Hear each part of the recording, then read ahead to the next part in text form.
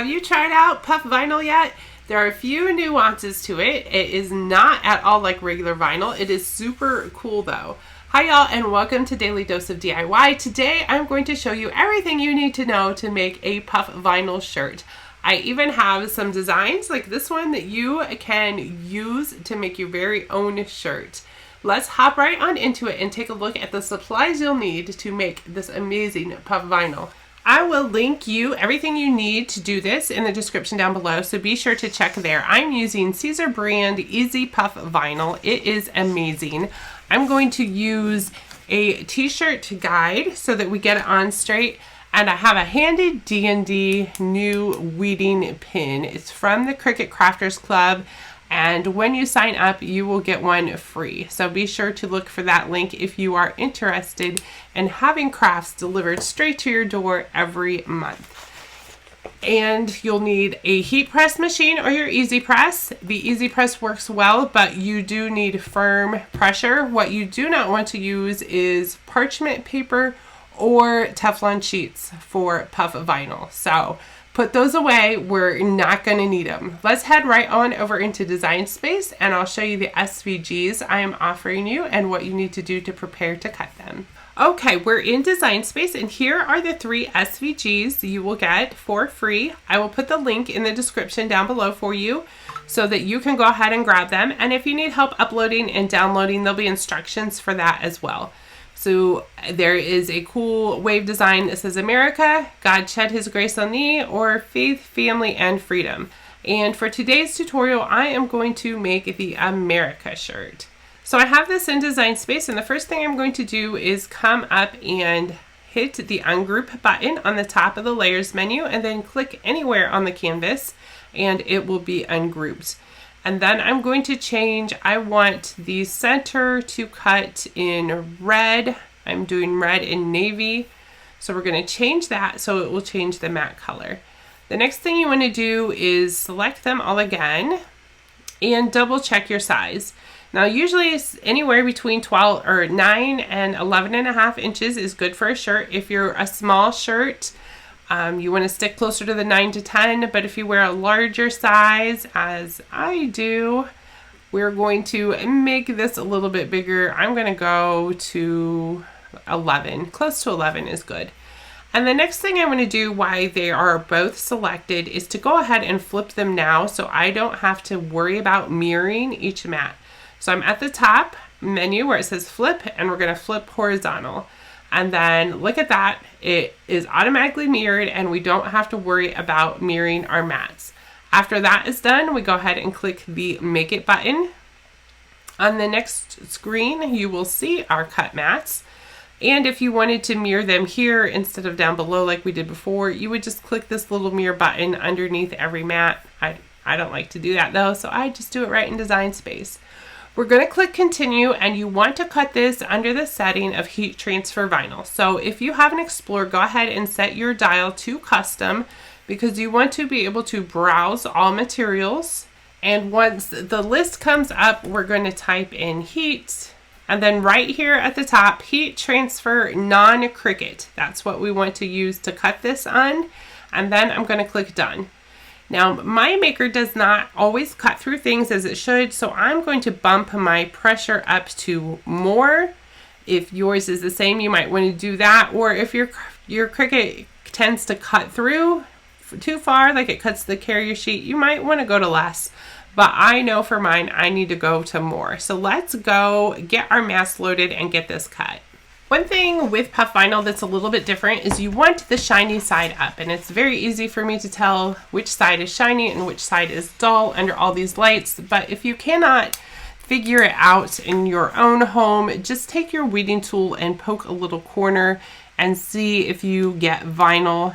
It should pull apart from the carrier sheet fairly easy once you poke it, so you'll know for sure which side is your shiny side and which side goes up.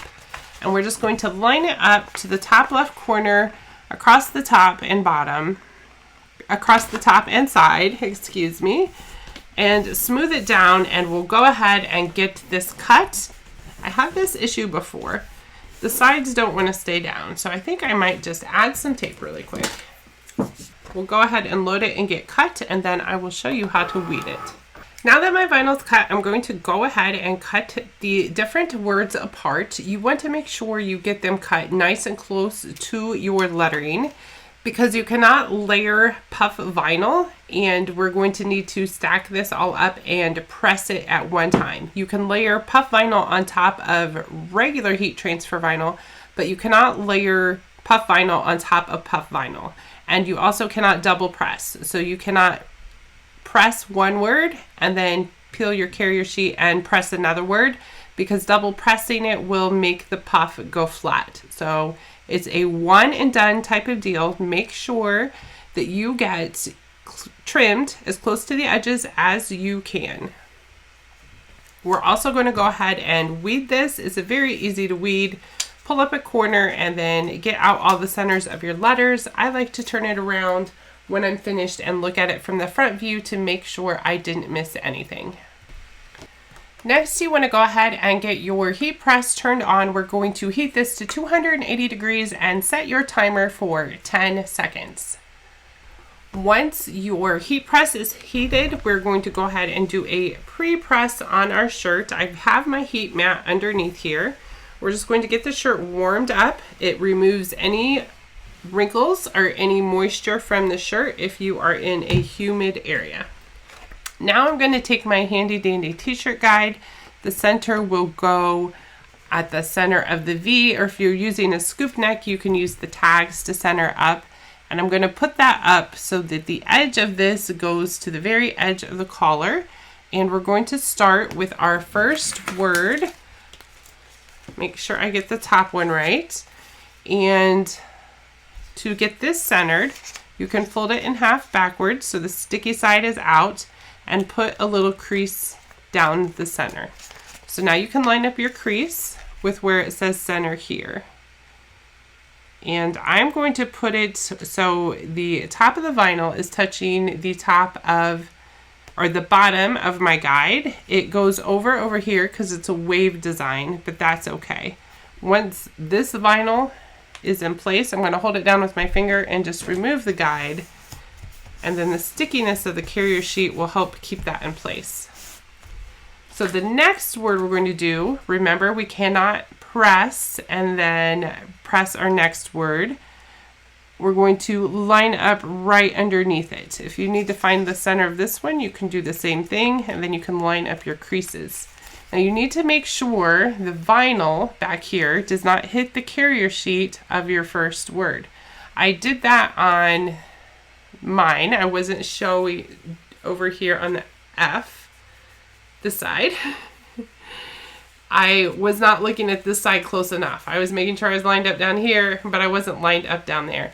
And if your vinyl hits the carrier sheet, it of course is not going to stick to your shirt. So make sure you do not overlap your carrier sheet when you're lining this up. That is why we need to trim it so close. So there is that one. And then our last, I'm going to fold in half and put down here, and make sure it does not go over the carrier sheet on both sides this time. Okay, so remember, we're not going to use any parchment paper or a Teflon sheet, and we need to use firm pressure. So I'm going to stand up and even stand on my tippy toes and push with all of my might to get firm pressure on this.